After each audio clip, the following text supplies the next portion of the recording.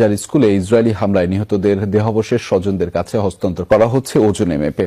প্রাপ্তবয়স্ক হলে 70 কেজি আর অপ্রাপ্তবয়স্ক হলে বয়স অনুযায়ী অনুমান করে মেপে দেয়া হচ্ছে এসব দেহাবশেষ। গেল শনিবার ফজর নামাজ পড়ার সময় ইসরায়েলি হামলায় ছিন্নভিন্ন হয়ে যায় স্কুলটিতে আশ্রয় নেয়া বহু ফিলিস্তিনির দেহ। বিধ্বস্ত এই ভবনে নিহতদের দেহাবশেষের খোঁজে ব্যস্ত স্বজনেরা। হাত, পা, মাথা কিংবা শরীরের যে কোনো অংশই হোক না কেন, দাফনের জন্য দেহাবশেষের কিছুটা পেলেও যেন সান্ত্বনা মেলে এসব স্বজনদের। হঠাৎ বোমা হামলার শব্দ পেয়ে ছুটে আসি।